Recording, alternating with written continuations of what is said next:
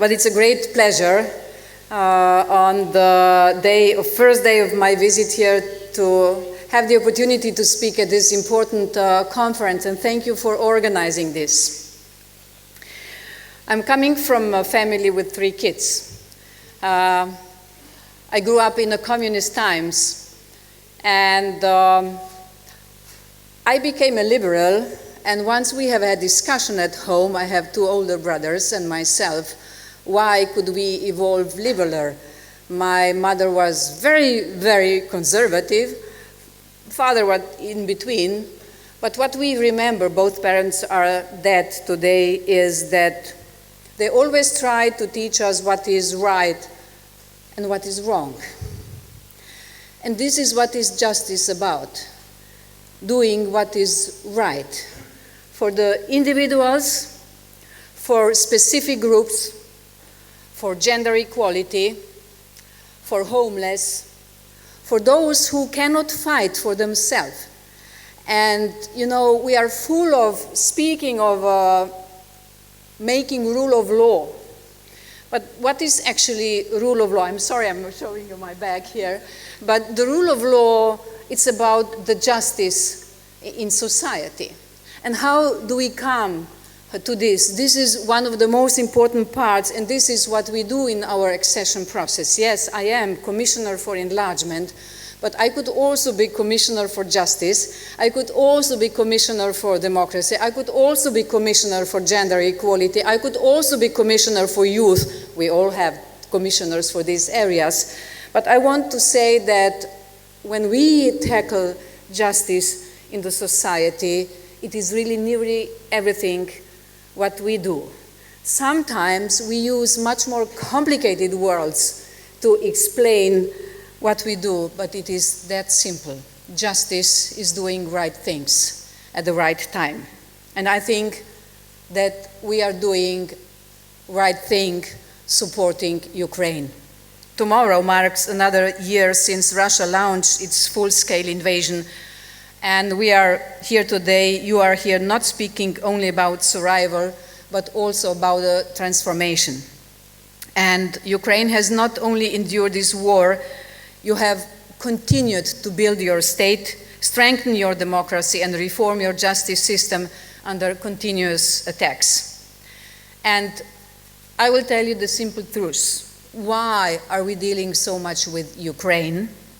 You know, the whole accession process is not a charity process. We are doing this because Ukraine is indispensable for an independent Europe. There cannot be a strong, independent Europe without a stable, strong, democratic Ukraine. Your experience, the resilience of your society, and your war-tested innovation have already reshaped Europe's understanding of security. Earlier today, at the launch of the Rapid Damage and Needs Assessment, we spoke about the scale of destruction and about the immense task of rebuilding Ukraine. But reconstruction is not only about infrastructure. It is about institutions, it is about fair rules and good governance. It is about the people, and for this, reforms are essential. And Ukraine's reform progress is remarkable. Take, for example, the Ukrainian plan. Within just 2 years, 63 out of 68 required reforms have already been implemented, and this while missiles fall and infrastructure is targeted. This shows your determination. And since the Revolution of Dignity, Ukraine has built institutions that many believed would be impossible under such pressure. The establishment of the National Anti-Corruption Bureau of Ukraine, the Specialized Anti-Corruption Prosecutor's Office, and the High Anti-Corruption Court demonstrates a clear commitment. High-level corruption must be prosecuted, not tolerated. The selection of new judges, the vetting of sitting ones, the attestation of prosecutors, and the appointment of vetted judges to the Constitutional Court of Ukraine show that reform can continue even during the war. And this is extraordinary. Today, we are not speaking just about the reform. It is about transformation. And reforms can be fragile. They can be also reversed. Transformation is different. It means institutional maturity, cultural consolidation, irreversible alignment with European fundamental values. A functioning, independent, trusted judiciary is not simply one chapter of the accession process. It is the backbone of the rule of law. Now you hear I speak about the rule of law. It is the guardian of the fundamental rights. It is the anchor of economic confidence. A large part of Ukraine's reconstruction needs will be covered by private investment. But without a judiciary that guarantees predictability and fairness, that investment will not come. Without predictable procedures and fair rules, citizens lose trust, investors hesitate, and reconstruction slows. With a trustworthy judiciary, confidence grows even in times of war. Reliable commercial courts ensure fair and efficient dispute resolution. They are indispensable for attracting foreign investment and enabling reconstruction to serve the people. And a judiciary capable of investigating and prosecuting war crimes in cooperation with international partners such as the Council of Europe, the International Criminal Court, the EU and United Nations reinforces accountability and international credibility. But justice is not postponed because of war, it becomes more essential. We all hope for peace, and any future peace will create a new reality in Europe. Europe must be ready to make that peace sustainable. And EU integration is crucial to build a strong Ukraine and to make peace last.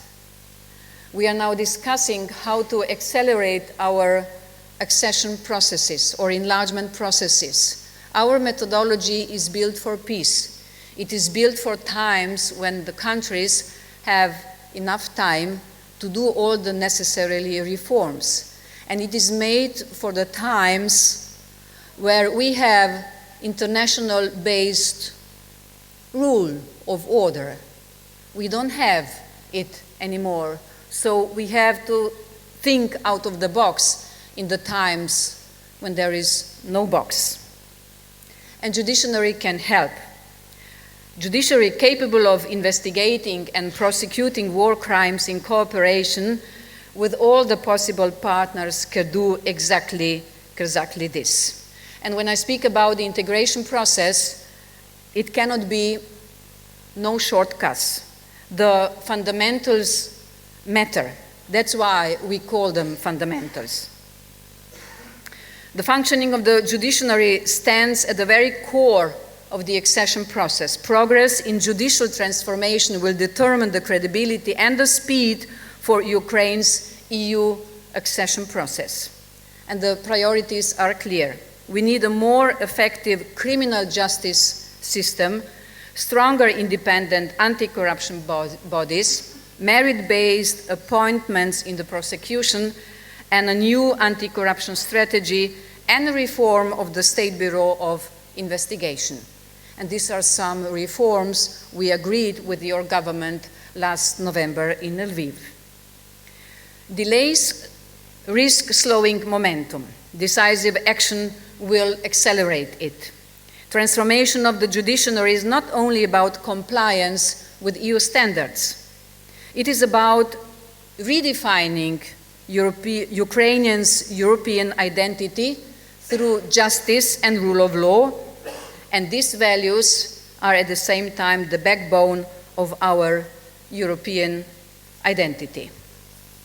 The European Union stands with you in this transformation. It is by far not only aligning your legislation with the European one.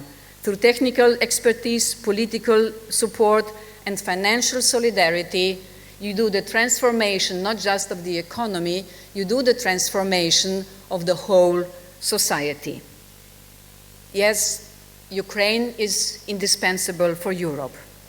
And a strong democratic Ukraine anchored in the rule of law makes not just Ukraine stronger, it makes Europe more stronger, more secure, and more independent.